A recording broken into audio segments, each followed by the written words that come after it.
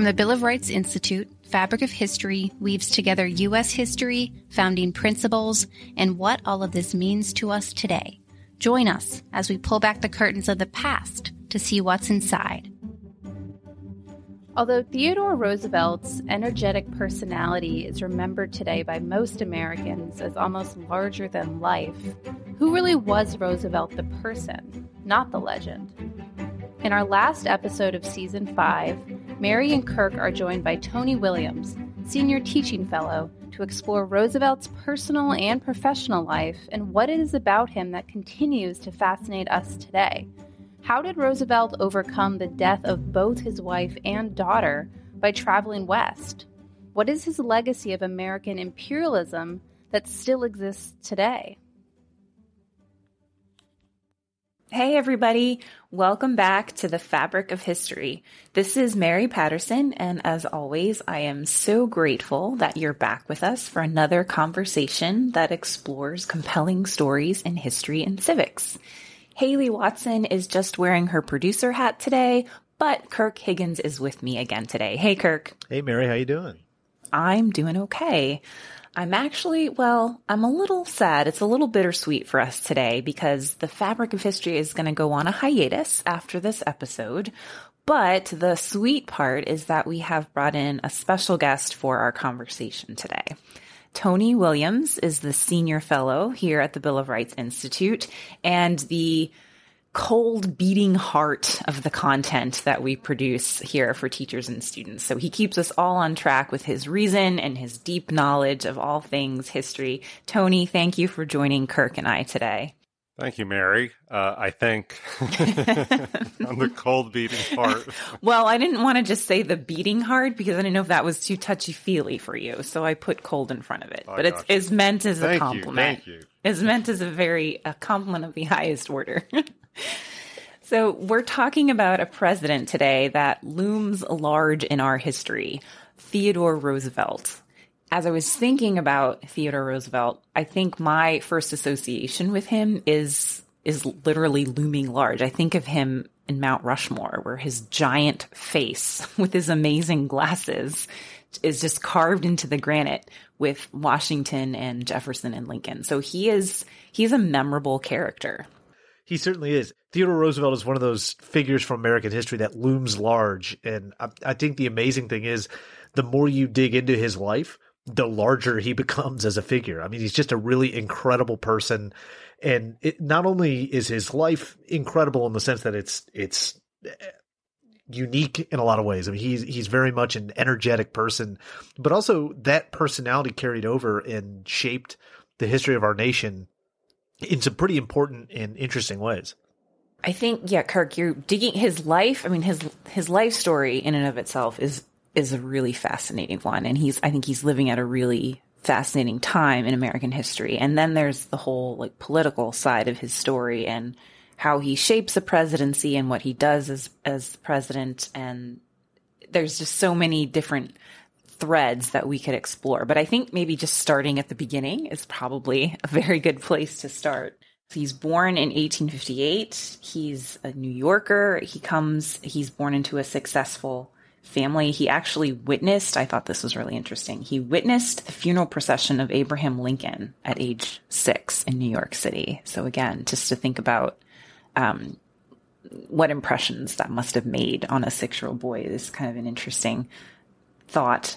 And then he was actually a really sick child, which is sad. I mean, if you think about this time period, it's especially dangerous for children. And he had asthma and he just wasn't a very robust, strong child. But this is, I think, the first part of his story that's really fascinating to me is that he basically wills himself into combating these physical ailments. Right? He takes up weightlifting, gymnastics, to make himself stronger. And I think that's really remarkable. I mean, how many people, even in today's, society or with all the, advances that we have can do something like that successfully. So I think that already shows the sort of strength of character and the force of his personality and just sort of willing himself to overcome sort of the hand that he's been dealt. Yeah, Mary. I mean, he comes from a family, a very wealthy family, a family of some privilege. He is taking grand tours in Europe for months at a time and collecting his scientific specimens, which he liked to do along the way. He goes to he has private tutors in the home, and eventually, makes his way off to Harvard. He definitely comes from privilege, but he was really invested by his father, especially, but his mother and father, in a sense of noblesse oblige, right?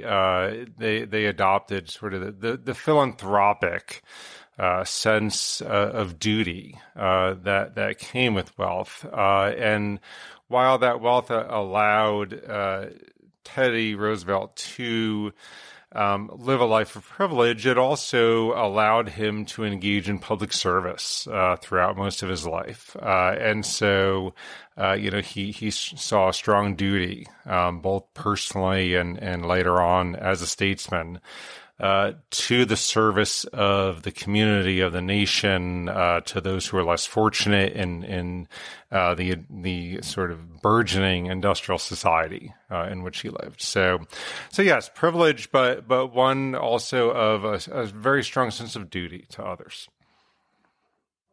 I think, though, Tony, in hearing you talk about him collecting science specimens, I also know he wrote a book just coming out of college on the Naval War of 1812. So looking at the War of 1812 and sort of doing an analysis of the naval technology that was available and the role of the Navy in that conflict. And to me, you see those early signs of an individual who just has a tireless energy for work, someone who is curious about the world around them, someone who is excited to engage in new projects, and sort of that relentless energy that becomes the driving force, I think, of his life, constantly in motion, constantly finding things to do, and combining that with that desire to work on behalf of the community. I mean, there you have kind of the archetype of the public servant, right? Someone who's going to come in and do what they think is right for the community.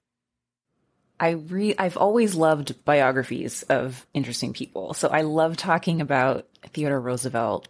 And it's also really humbling in a way, because I'm like, man, he was writing a book on the Naval War of 1812 right after college. And I was like looking for an apartment. Like, it was just like, it's so, and I don't consider myself a schlub, but it's just so, it's really amazing when you think about what some of these characters did. And I want to go, before we go into his sense of duty and, his energy and everything that he brings into being a public servant, I do think there's another episode in his personal life that I also find really interesting and heartbreaking. And that's when his wife, who he meets at Harvard, and his daughter, die within 2 days of each other, and just sort of the heartbreak and the tragedy of what that must have been. And he leaves after that. He leaves his little girl with his sister and goes to the Dakota Badlands, and he's basically like living this strenuous ranching pioneer-esque life to sort of rejuvenate himself in a way, because when he comes back to New York, I mean, he starts over in a way. He will eventually remarry. He will have more children, and he also enters the political arena. But again, I think that's really, sort of a testament to his will and his energy to experience that, loss, and to come back from it, not broken, but, ready to move on and to dare mighty things, as he would say. Yeah, he goes out west. He buys some ranches. He's hunting for grizzly. He's eventually a sheriff out there, kind of hunting down some brigands. He's just a ball of energy. And so some might say he sort of left the East Coast to kind of forget about it and maybe not deal with his pain. And he does seem to find some kind of solace, out west, and really develops a profound love in the Badlands of the West, and of the people of the West. And you'll see this later on, with his love of his compatriots, the Rough Riders in the Spanish-American War, and his love of nature in the West, and so how he then starts several national parks out west, and so develops that strong and profound love of the West. Also writes some books about the West, the winning of the West. Right?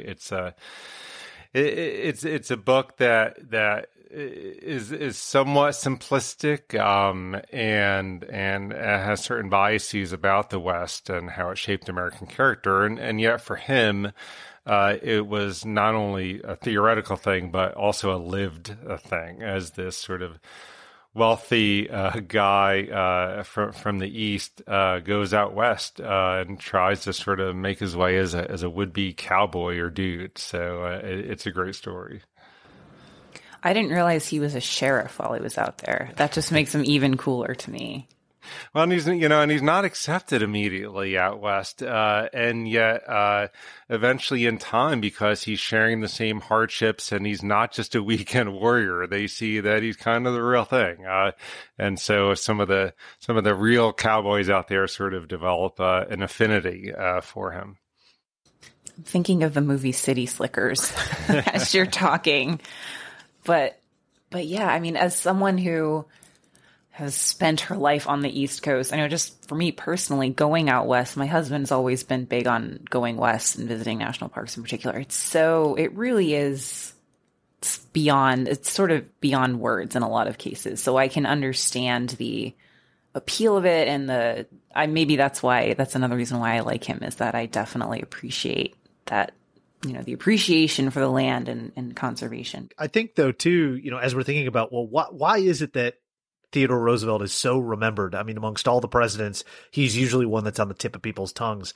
And I think one of those reasons is because he epitomized this period in American history in a lot of ways. In the wake of the Civil War, the nation begins expanding west. That's a large part of sort of the public consciousness that people are thinking about, sort of Western opportunities, what that means. Sort of, they think about it in certain ways that embodied for many the American spirit, this idea of manifest destiny, of going west and of taming what they saw as uncivilized lands. And of course, today we look at that story as a lot more complicated, but for the characters of that time, thinking about that context, Theodore Roosevelt epitomizes that sort of Western ruggedness, even though he's an Easterner, that spirit of individualism that was seen as the thing that was expanding American civilization west. He's sort of, in interesting ways, the embodiment of Frederick Jackson Turner's frontier thesis, thinking about like, wow, the frontier is the place where you go and you make yourself. And on top of all that, there's this manliness that's embodied in him, right? This idea that you are this tough and rugged individual going out and conquering these things in the name of the United States, right? And again, we know that story to be much more complicated than that, but for someone that embodies that, what was sort of the archetypical idea of America at the time, for a politician to enter the stage that is that in a lot of ways, I think just cemented his personality and his popularity with the nation. Yeah, and that manliness you mentioned, I mean, he does embody that, right? With his hunting, his time out west, his other trips in Brazil to the River Doubt, and also his exploits in the Spanish-American War. I mean, he's just a ball of energy. But more than that, we see him as very, very manly, and he promoted himself as such, and there was a growing sense in American society at the time that Roosevelt was actually very concerned about, that as we sort of became a middle class society, a lot of professionals, that we were becoming consumers rather than producers and farmers and so forth. That the higher stages of civilization, if you will, were making men weak, that they were more effete, even Roosevelt thought. And so, he talked frequently of trying to sort of restore that rugged individualism and that manliness before we became in this advanced industrial society, a little too soft. And so he was very concerned about it and certainly embodied it in a lot of ways, as Kirk said. One of the reasons he's so memorable, of course, is because he serves as president. So we can pivot, and I think how he actually becomes president is an interesting story in and of itself. He's not elected president. He actually, becomes president because William McKinley is assassinated. And he's very young at the time. He's 42 at the start of his presidency. Again, very humbling. Side note. But maybe we can talk a little bit about why was he even chosen as a vice presidential candidate? Like, they're always chosen for a reason. So what was so appealing about him? And then what defines him as president in his own right? All right. Well, let's not forget he was a recent war hero. And certainly both he and his friends and the books that he wrote about his exploits all were pushing him and his fame in national newspapers and journals and that kind of thing. So he was not above a little self-promotion, you might say. Mm-hmm. And he had been Assistant Secretary of the Navy and then actually raised a regiment, the Rough Riders, and went to war and became renowned in that war. He then rode his popularity into actually becoming governor, and he was a pretty popular, controversial a New York governor who was put in office essentially by the Platt political machine. But then he sort of, broke away from the machine and became his own man with supporting a lot of different sort of progressive, state progressive reforms, such as, regulation of hours and ownership of public utilities and that kind of thing. And there's some sense, which I think is true, that, Platt and the others were tired of having him in New York and kind of worked with the national leadership in the Republican Party to kind of push him upstairs, if you will, into what they thought was a harmless political office, the vice presidency, right until this anarchist shot McKinley, who, by the way, was not that excited about having Roosevelt on the ticket. He was very hesitant to have him on because he was sort of a firebrand, and you didn't necessarily know what he was going to do next, as he proved in the Spanish-American War when he was Assistant Secretary of the Navy, and the Secretary of Navy was sort of out of town, and he just sent the Pacific Fleet to Manila to go to war against Spain, which was later endorsed by the Secretary of the Navy.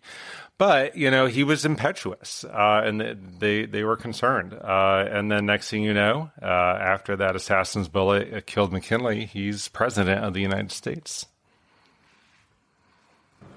There's a lot to unpack in everything that you just said there. First of all, I love the phrase being pushed upstairs. I love that. And that's so...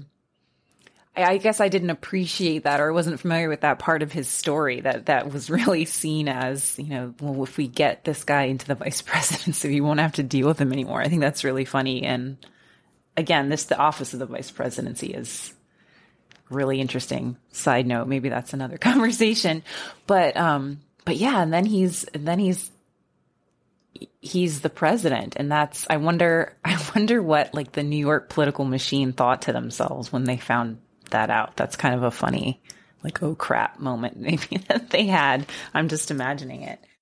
Again, I always have visuals that come to mind when I think of Theodore Roosevelt. I think I may have already called him Teddy, which I know he did not like.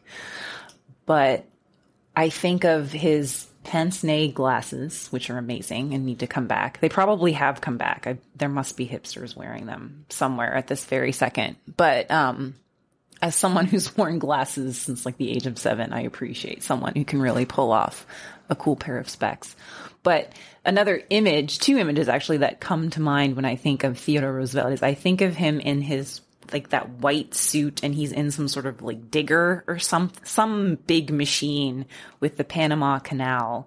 And I know that's a big part of what he does as president. And again, I think that's a story that we take for granted. Like, we know a little bit about the Panama Canal, but not really. But it's hugely important. It's a huge game changer, really, in world history. So what's his story with the Panama Canal? He's exercising the diplomatic and foreign policy powers of the office very strongly, in a very muscular way. America had just sort of entered the world stage in terms of global power. We'd just been victorious in the Spanish-American War. And so using that newfound power, not only to take an equal place on the world stage, but also really enforce sort of the dictates of the Monroe Doctrine, which was essentially Europe should stay out of the Western Hemisphere, and America is predominant there. Well, he certainly does that in Cuba, which we can talk about. But, with the Panama Canal, Roosevelt's pushing. We have the Hay-Pauncefote Treaty, and America sort of gets predominance over a canal in Colombia, and Colombia kind of balks at the treaty, and so Roosevelt just starts a revolution in Panama. I mean, it's really pretty incredible. And as soon as these rebels sort of break off and declare their own country established, he extends diplomatic recognition to it. And Panama will obviously give the United States favorable, rights to the canal. This is pretty incredible. I mean, he's not afraid of exercising American authority in the Western Hemisphere, and using it for the good of the United States. Now having a two ocean navy, and being able to get over to the Pacific to sort of challenge rising Japanese power. All these trends are extremely important over the course of the early to mid 20th century. And we can think about sort of the effects later on with World War II, but then also American trade around the globe and so forth. I mean, these are huge consequences to what is essentially pushing countries around. It's an interesting exercise of American power, and one that other presidents will imitate.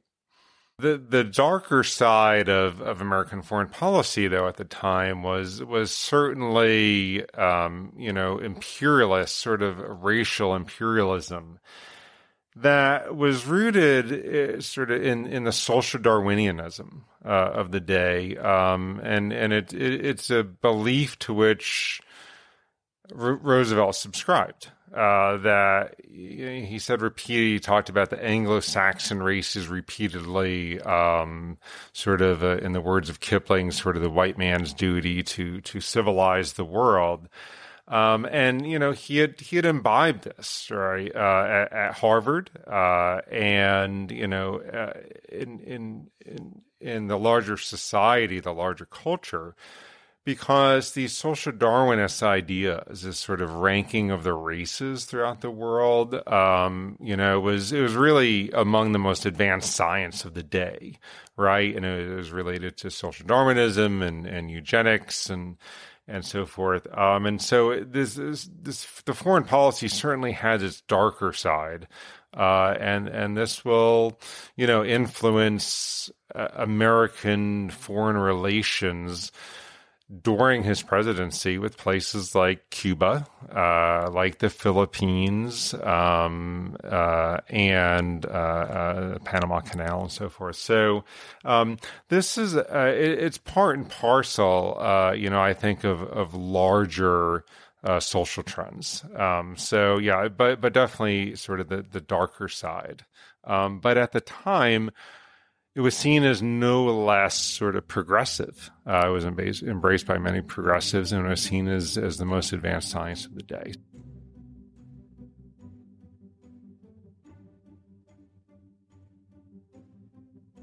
Well, you mentioned, some of his actions are sound like controversial, right? So he's starting this revolution in Panama to get favorable conditions for the canal. He's really exercising the power of the executive in a way that hadn't been done before. And he's elected on his own terms. So he's going to finish McKinley's term, but then he's elected in his own right. So I have to wonder, was he popular with the people? Did Congress push back on him? Or do we not hear as much about that today and we're just focusing on him? So what are your thoughts there? What Teddy Roosevelt goes about doing in his presidency is novel in the sense that he really brings today kind of what we would call the cult of personality to that office. I mean, previously there were presidents, Andrew Jackson comes to mind, right? That embody the spirit of the office in a way that their charisma and their story is what really carries their popularity in a lot of ways. But Theodore Roosevelt's the first time that not only is that cult of personality, but also what he chooses to do with the office is novel. I mean, it's bringing the government, the national government, to bear on issues in society in a way that it hadn't been explicitly done up to that point. There had been sort of other things that had happened, lots of acts and things, especially in the 1870s, 1880s, 1890s.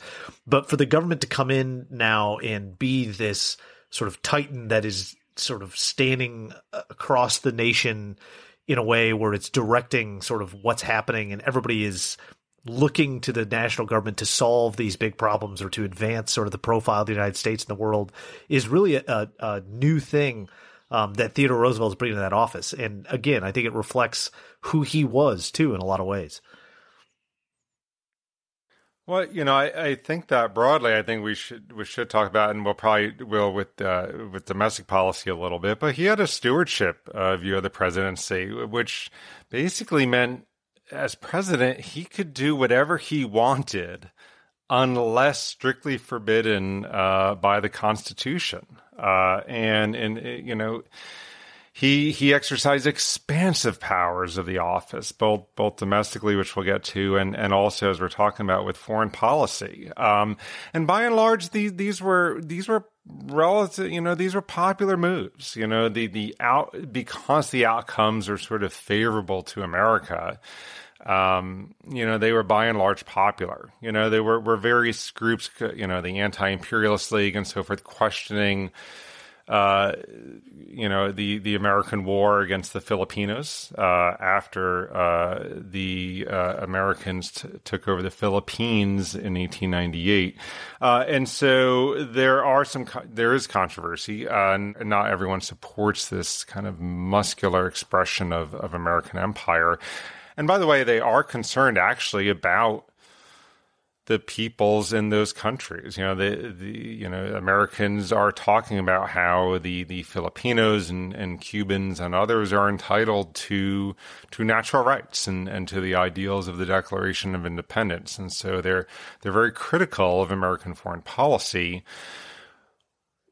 based upon American ideals and principles, which I think is fascinating. Having said that, though, a lot of these moves are by and large very popular, and he just moves forward. And this brings me to a quick point, and then I'll let Mary or Kirk jump back in, is that he's appealing to the people directly.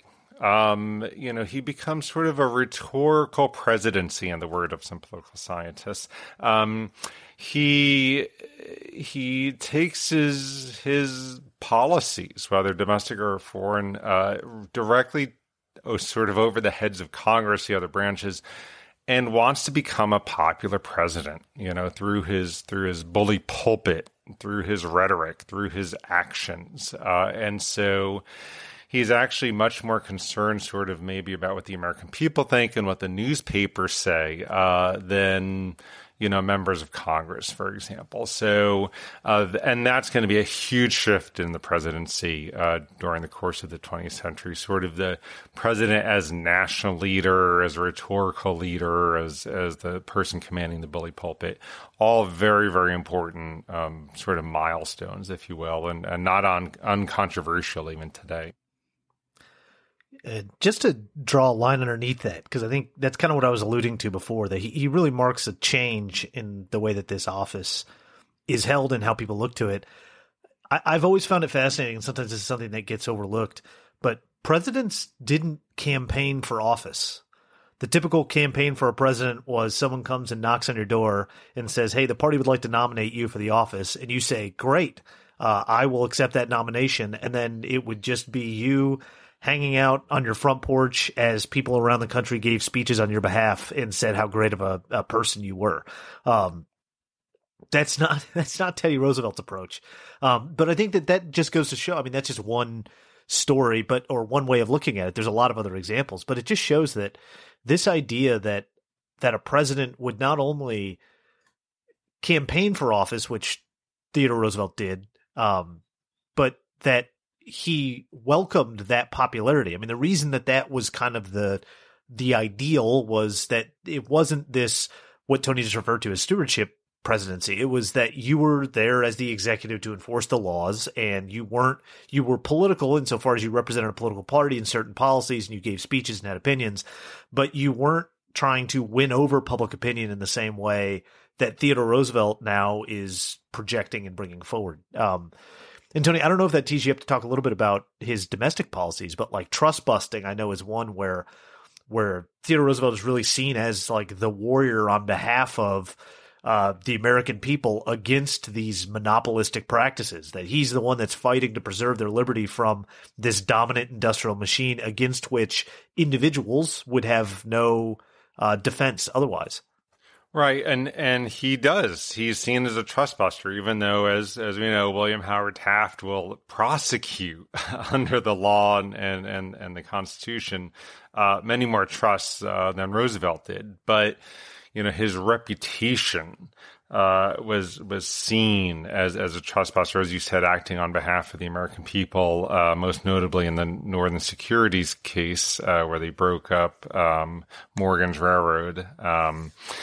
But in many ways, he's much more of a regulatory president, right? He really helps to he and Congress establish many sort of new regulatory agencies that will regulate in the public good, right? In the name of the public and their welfare, regulate corporations, regulate especially the railroads, and tell them to make rebates illegal, and even to the extent of setting rates, right, under the Hepburn Act of 1906. The ICC is actually regulating rates, interjecting itself into the private market to try to make some sense of this very cutthroat competition among the railroads. So, he's a guy who sort of distinguishes moralistically between the good and bad trusts and so forth, but rather than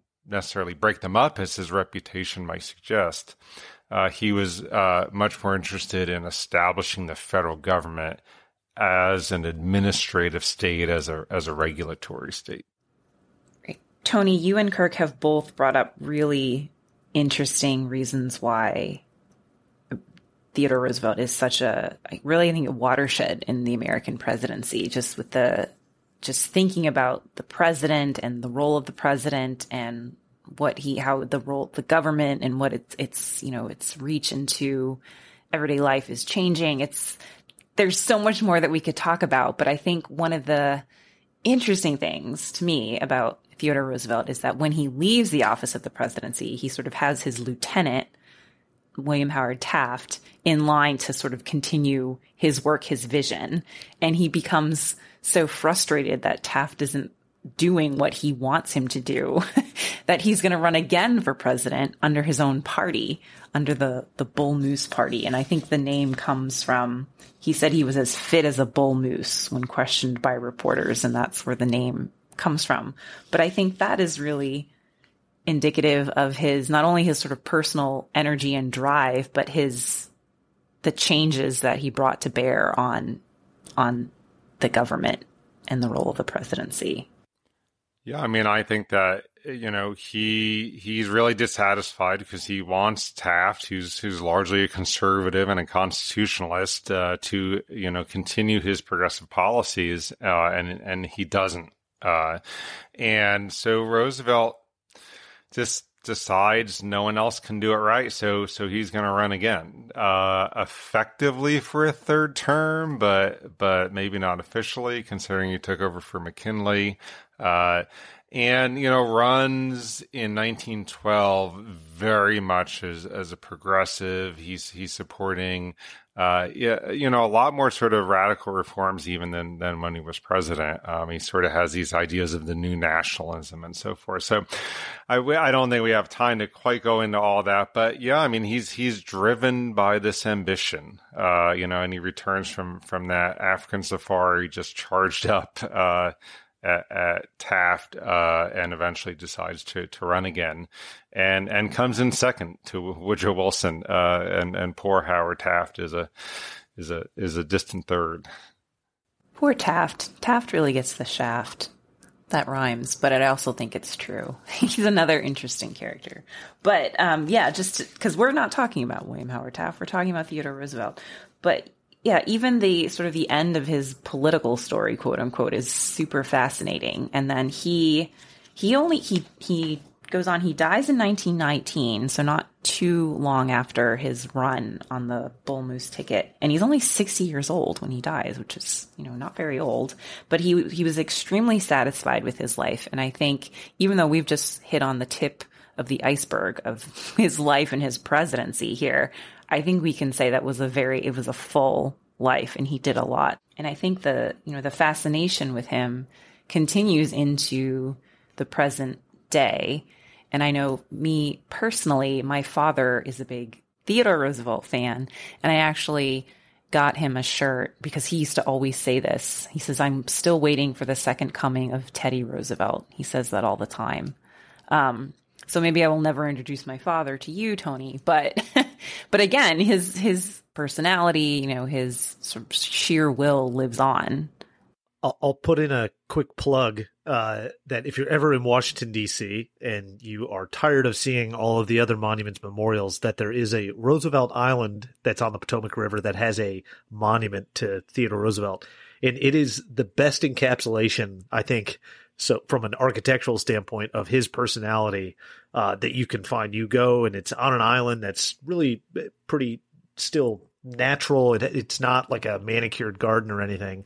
And you kind of go up this rugged path, and there stands this gigantic statue of Theodore Roosevelt that's like carved in these super harsh, angular kinds of, shapes. And it's got a bunch of quotes from his life all etched on the stone around the monument. It's really incredible. But if you want a snapshot of who Theodore Roosevelt is, I find that monument to be a perfect encapsulation of it.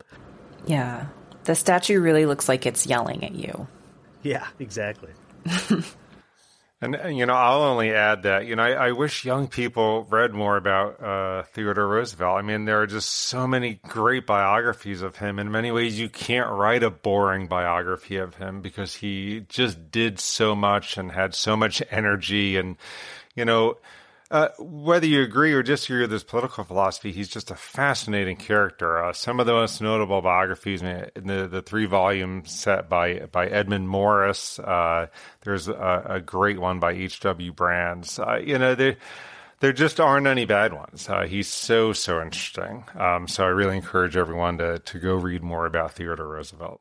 I definitely am going to read more about Theodore Roosevelt. That's something that's sort of always been on my list. And I'm always like, But this conversation has definitely sparked, renewed my interest in him and learning about not only his life, but also, what he did for the presidency and how he changed it. I think that's really, really, I think that's a good story to explore. And we're out of time, but Kirk and Tony, thank you so much for talking all things Theodore Roosevelt with me. I know I learned a lot. I hope our listeners learned something, and I hope you are coming away with your own questions that you want to ask about Theodore Roosevelt and other, fascinating characters and stories in American history.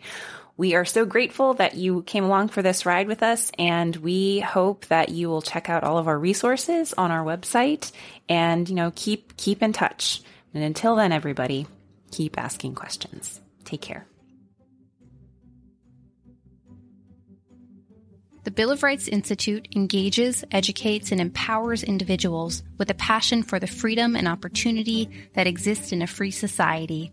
Check out our educational resources and programs on our website, mybri.org. Any questions or suggestions for future episodes? We'd love to hear from you. Just email us at comments@fabricofhistory.org. And don't forget to visit us on Facebook, Twitter, or Instagram to stay connected and informed about future episodes. Thank you for listening.